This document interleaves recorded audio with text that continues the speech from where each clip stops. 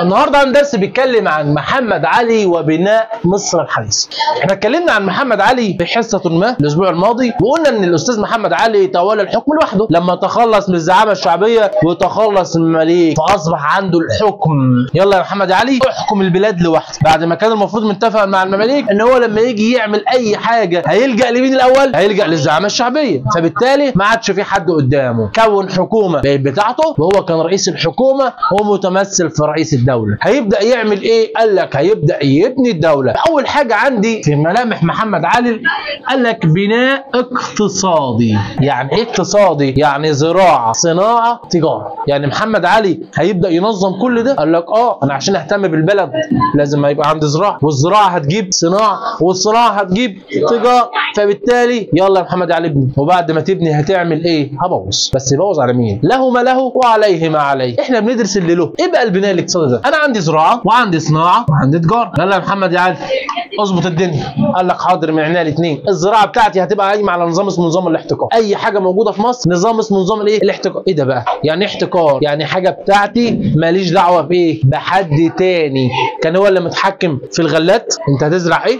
المية هتجيلك امتى؟ والسعر بتاعك هيبقى ايه؟ هو متحكم في كل ده. يبقى ده نظام الاحتكار بتاعه. يبقى محمد علي كان محتكر الايه؟ قال لك الزراعة كان عامل لها نظام احتكار. ليه محمد علي اعتمد على نظام الاحتكار؟ قال لك علشان يقدر يخش السوق العالمية بقوة. السوق العالمية اللي هي التجارة الدولية، عشان يقدر يتاجر مع ده وده. ما هو ده اللي هو بيعمل كده صح، هو بيقفل على نفسه عشان خاطر ما حدش، مثلا الراجل ده زرع قمح وده زرع قمح، فبالتالي الزراعتين هي بس ده باع بسعر غالي وده باع بسعر رخيص. فبالتالي ايه اللي يحصل؟ قال لك محمد علي مفيش الكلام ده، الزراعة موحدة. انا قلت قمح يبقى قمح، قلت رز يبقى رز. ما هو في ناس تزرع رز والتاني يقول لك لا انا هزرع قوت. فبالتالي كانت موحدة. يبقى نظام الاحتكار ده هو نظام قايم على ايه؟ قال لك تقوم فيه الحكومة ممثلة في محمد علي بتحديد نوع الغلات ونوع الصناعات وتحديد ثمن وبيع الايه؟ المنتجات في السوق. يبقى ده نظام الاحتكار. يبقى نقول تاني نظام الاحتكار اعتمد على ايه؟ هقول له نوع الغلات اللي هو المحصول، نوع الصناعات، وثمن وشراء المنتجات. ده نظام الاحتكار بتاعي. يلا نخش نشوف هيعمل ايه في الزراعه. فاكرين النظام اللي كان الدوله العثمانيه عاملاه؟ ده كان نظام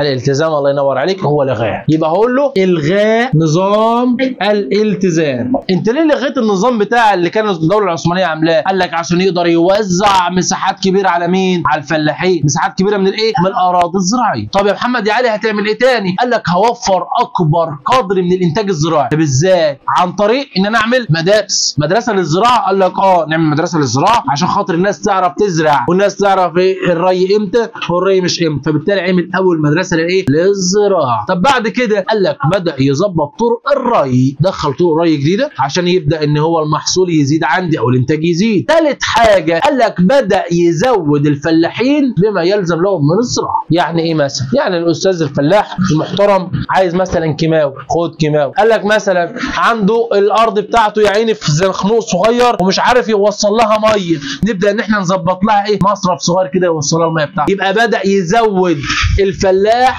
بكل ما يلزم من الايه؟ من الزراعه. بعد كده قال لك بدا يدخل اساليب زراعيه حديثه في الزراعه. طيب يا محمد يا علي انت دلوقتي بدات ان انت تسد النيل، عملت ايه في النيل؟ قال لك راح بنى قناطر سميت بالقناطر الخيريه، مشهوره جدا. دي من طرق الري الحديثه اللي هو من طرق الري الجديده اللي هو عاملها. طيب القناطر دي موجوده فين؟ قال لك دي موجوده على راس الدلتا. في القاهره تقسم الدلتا والوادي. فبالتالي هو عامل ايه؟ قال لك القناطر الخيريه. طيب يا محمد يا علي انت اتبعت في الزراعه ايه؟ قال لك نظام اسمه نظام الاحتكار. قدر يحدد نوع الايه؟ الغلات. يعني معنى كده ان هو في الزراعه برضه عمل نظام اسمه نظام الاحتكار. يبقى نرجع تاني لورا، محمد علي عمل ايه؟ زراعه. عمل حاجتين في الزراعه. الاولى الغاء نظام الالتزام وبدا يوسع مساحه الارض مين؟ الزراعيه. الثانيه توفير اكبر قدر من الانتاج عن طريق انه يعمل ايه؟ عمل مدارس، عمل طرق ري حديثه، عمل زود الفلاحين، وعمل اساليب حديثه في الزراعه. فبالتالي دي الزراعه بتاعتنا. طب هو اعتمد في الزراعه على نظام اسمه نظام اللي بيحدد نوع الغلاب. ندخل سريعا على الصناعه يا محمد علي. هتصنع ايه؟ الراجل ده يبدا يعمل مصانع. من اشهر المصانع اللي عملها مصنع موجود في المحله اسمه مصانع الغزل والنسيج. عشان كده المحله كانت مشهوره جدا وما زالت. قال لك مصنع تاني للورق، مصنع تالت للسكر. فبالتالي قدر يعمل مصانع مهمه جدا لمصر. طب يا محمد علي انت هتعمل ايه؟ قال لك هعمل حاجه مهمه جدا، مدرسه الصناعه. قال لك المدرسه دي عشان خاطر بقى الناس تيجي تشتغل في المصانع، يقوم راح جايب الناس يدخلهم المصنع ويقول لهم انتوا تشتغلوا باجور رمزيه. جنب الاجور الرمزيه دي هدخلكم مدرسه اسمها مدرسه الايه؟ تتعلم. يبقى انت كده داخل تتعلم وتشتغل وتاخد فلوس ان شاء الله. يعني انت دلوقتي شغال وبتتعلم وبتاخد فلوس. يبقى هو قدر في المصانع اللي عملها ده يجيب عمال يشتغلوا باجور ايه؟ اجور رمزيه. اجور ايه؟ رمزيه. ويدخلهم برضه مدرسه اسمها مدرسه الصناعه. ده مش بس كده، ده قال لك ان هو راح استعان بخبرات اجنبيه من الخارج عشان يجي ان هو يعملوا ايه عندنا؟ يشتغلوا ويعرفونا الصناعات بتاعتنا وبتاعتهم. خبرات ناس عشان خاطر تيجي تدرس. قال لك ان هو برضه بدا يبعت بعثات بره عشان خاطر الناس دي تروح تاخد خبره اكتر. بالاضافه كمان ان الناس اللي بره دي قال لك يا رجاله في كتب هنا بتتكلم مثلا كتب انجليزي بتتكلم عن الصناعه، جابها وترجمها. يبقى اذا اقول له ارسال البعثات الخارجيه كمان وترجمه الكتب الخاصه بالايه؟ بالصناعه. بدا يترجمها عشان خاطر نقدر نصنع. اتبع في النظام ده. قال لك الاحتكار. ليه الاحتكار؟ قال لك عشان يسيطر على الايه؟ الانتاج الصناعي ويوزعه. طب انت هتوزعه ازاي يا محمد يا علي؟ قال لك اولا همد الصناعه بالمواد الخام اللازمه. مواد خام يعني انا دلوقتي عندي قطن، بجيب القطن اللي في الارض اوديه المصنع، بودي اي ماده خام. طيب رقم 2 قال لك شراء المنتجات الصناعيه، المنتجات اللي انا هبدا اصنع بيها. يبقى محمد علي طبق نظام اسمه نظام الاحتكار سواء في الصناعه او حتى الزراعه. نروح على ثالثه وقال لك هي التجاره. محمد علي برضو قال لك ان هو هيبدا يفتح اسواق خارجيه. ده عمل نظام اسمه نظام الاحتكار في التجاره. ايه التجاره دي بقى يا محمد علي؟ في تجاره داخليه وفي تجاره خارجيه. قال لك ما نبيعش لاي حد بره، تعالى مصر وانا ابيع لك. طيب الا اذا بقى لو السفاره المصريه بتاعتنا طلبت نبيع لها، هي اللي توزع. سلام. طيب نعمل ايه تاني؟ يبقى كل ده بيحتكر الانتاج بتاعه علشان خاطر نعرفه من الحاجه دي بتاعتنا دي حلوه ولا ايه ولا وحش. يبقى لما اسال سؤال واقول هل ازدهرت التجاره؟ هقول له نعم. طب التجاره ازدهرت ليه؟ هقول له بسبب ازدهار الايه؟